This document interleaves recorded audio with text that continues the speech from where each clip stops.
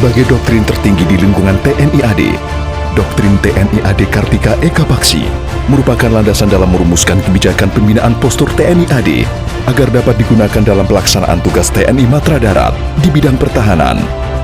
Pada tataran strategis, doktrin ini menjadi pedoman bagi penyusunan doktrin-doktrin turunan yang ada di bawahnya. Namun demikian, sebagai sebuah ajaran yang diyakini kebenarannya, doktrin ini pun bersifat adaptif terhadap segala macam perubahan.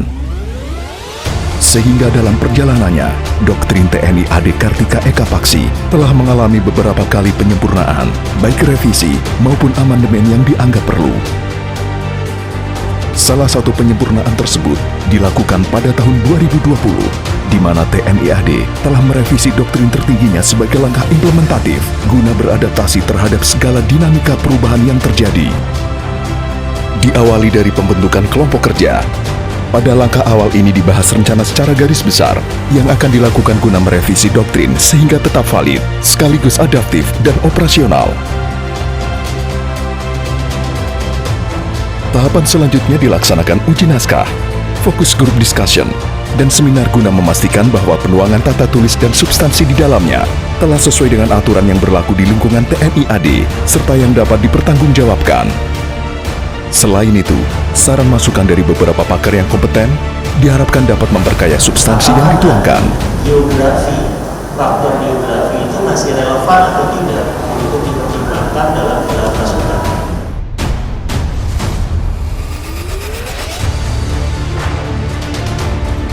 Secara garis besar, doktrin ini membahas tentang sejarah TNI Angkatan Darat, peran, tugas, dan fungsi TNI Angkatan Darat, ancaman, pembinaan dan penggunaan kekuatan TNI Angkatan Darat serta TNI Angkatan Darat masa depan.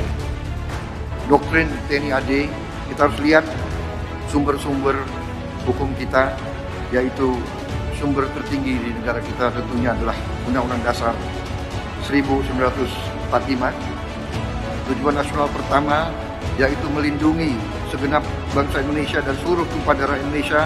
Berarti fungsi perlindungan, fungsi pertahanan adalah fungsi yang pertama dan utama suatu negara.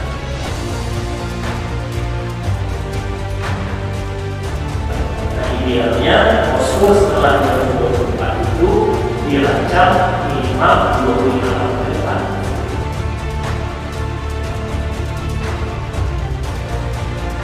Setelah melalui tahapan tersebut, pengesahan dan penerbitan dilakukan sebagai bagian akhir penyusunan sebuah doktrin.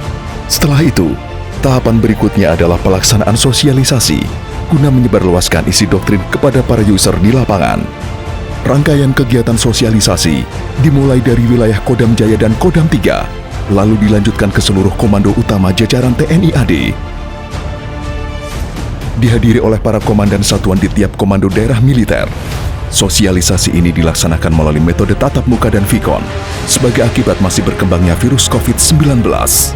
Penerapan protokol kesehatan pun senantiasa dilakukan sesuai anjuran pemerintah.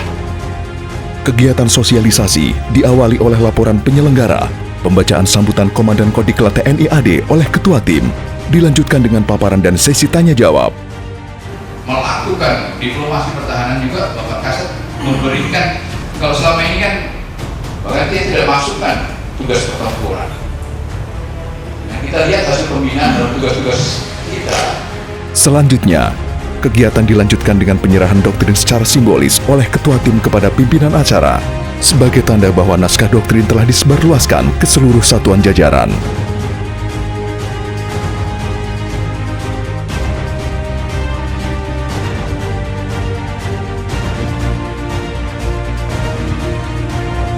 Selain itu, untuk mengetahui sejauh mana pemahaman sekaligus tanggapan para peserta terhadap penyebarluasan doktrin, tim sosialisasi melakukan wawancara terhadap perwakilan peserta. Dan dengan sosialisasi ini juga sebenarnya diharapkan kita mempunyai pemahaman yang sama, yang seragam, khususnya prajurit Angkatan Darat. Melalui kegiatan sosialisasi doktrin TNI Angkatan Darat Kartika Eka Paksi pada hari ini dapat menyatukan pola pikir, sikap, dan tindak serta untuk menjadikan pedoman dalam melaksanakan peran, tugas, dan fungsi TNI Angkatan Darat dalam menghadapi tantangan dan tuntutan tugas TNI Angkatan Darat ke depan.